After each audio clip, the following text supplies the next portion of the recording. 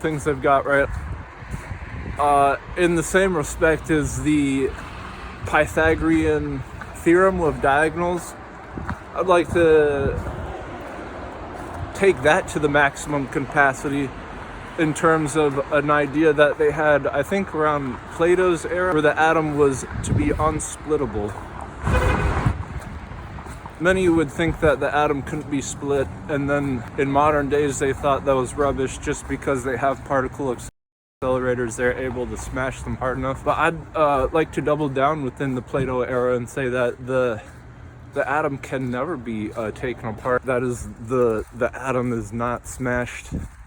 It's just over accentuated to resemble a flat surface platelith. The platelith surface can be represented as an entire universe, when in fact it actually is as a cosmic microwave background. Being flat is most random number generator of radiation. The most random number generated radiation is the cosmic microwave, presented as an entire universe, when in fact it actually is as a cosmic microwave background. Being flat, entire universe after it got shot and exploded outwards. That can be resembled as just one atom and it's never been broken, whereas all atoms within it are much in the same. That can be resembled as just one atom and it's never been broken, because even if they are exploded and broken, they're just going to be forming new atoms, whereas it's just a giant one. So even though it isn't a spike or a knife or a thorn, it can feel almost as equal to one. So that when a kid sees a president speaking and then they think it's him and not the earpiece that he's listening to, they could be able to tell the difference through math wave function. You could jam his signal and pick up the receiving. Do you know how uncomfortable it is to have a thorn in your foot or a knife in your back? And I understand what I'm talking about is exotic, extravagant, and extreme.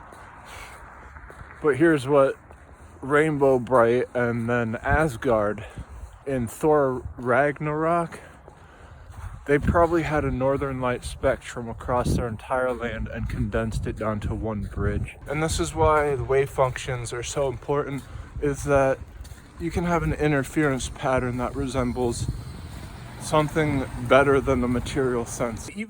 This would then be able to equalize the scratch marks and all the particles so that they could be rendered. And if you can do this, you can defeat even a spike made out of any element instead of just protein. And so why would you want to turn a platelet into a spiral? Spiral dynamics is that it mimics a wave function, you know, a semicircle cut in half and put opposite. And the coil substance of a wave collapsing is just as the platelet if it's carved out right. And so when you've got that at your disposal, you're able to hit with radiation something hard and have it turn into something different. This, my friends, is the art of propagation. What is a platelet? It's a straightaway, and at length, any straightaway can be carved out as a spiral and then condensed. This is the opposite of Hooke's law, where if you take a spring and push it inwards to its opposite end, you're going to get a flat plate. And this is nothing different than a mirror on any rough surface if you keep smoothing it out, and so it doesn't get like a hole in it from smoothing it out so much that it'll become more and more shiny. These are all constants in nature, and what you can derive from them is something special, because how did Egyptian slaves get the blocks up on top of the pyramid is from tracks. And if you get a right track, that's a trajector. I mentioned trajectors earlier, how photons can only go on straight ones, but it's in curved space-time. So you can only imagine the carving that you can do with the infinity of light being a particle and only being able to go straight or horizontal and it not weighing anything.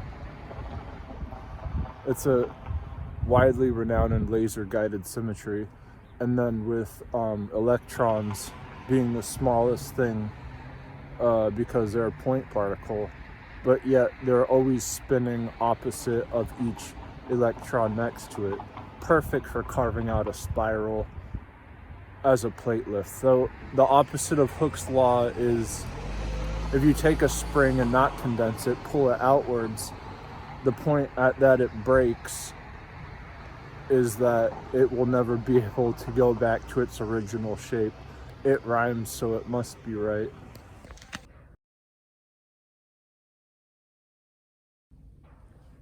When involving Hawking radiation, it's mixed across the board because particles are surfacing from ostensibly a radiation that is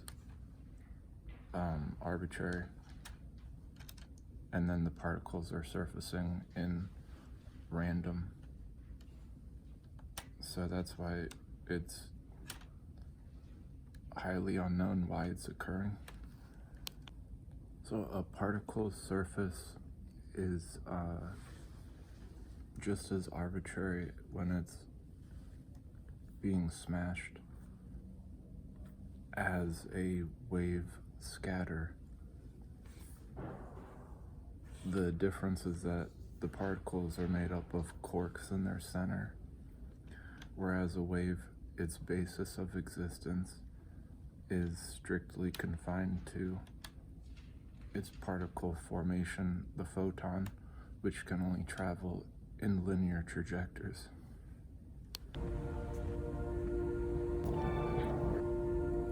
But to be infinity clear, the photoelectric effect was highly recognized at the time, but they kind of petered out because they're like, well, not too many things are copper, so this doesn't seem too useful. Contrary-wise, the X-ray and copper are both analytics of over-accentuations, where when in terms of platelets, you can imitate copper over vast ranges, the more that the molecular structures are stretched out to a kind of formation. This formation is platonic shapes where there's like 7 of them, and they can be a formation that represents the entire particle table. It's just you pick which one and then you form it to fit it. If the shoe fits, kick it off. So in the photoelectric effect, the X-ray on the other hand, you can be infinitely focused in one X-ray, just as a quasar is. So you can essentially, with 2 over-accentuations, imitate the photoelectric effect on anything. What if there was like one spike that was in the Garden of Eden, and that spike was just the tip of the apple for forbidden fruit? This is something that's an occurrence of trees when they can't take in water, and this is going to put a whole bunch of pressure bigger than that on the bigger pictures that if farmers of the bottom of a tree at just the right time is going to take in water. If you cut it again, it's going to be able to take in more water than it rejects, allowing for healthy trees to have great pine needles. Understanding in your body the temperatures of different, like sweat once you're outside versus oil on your scalp once it's outside.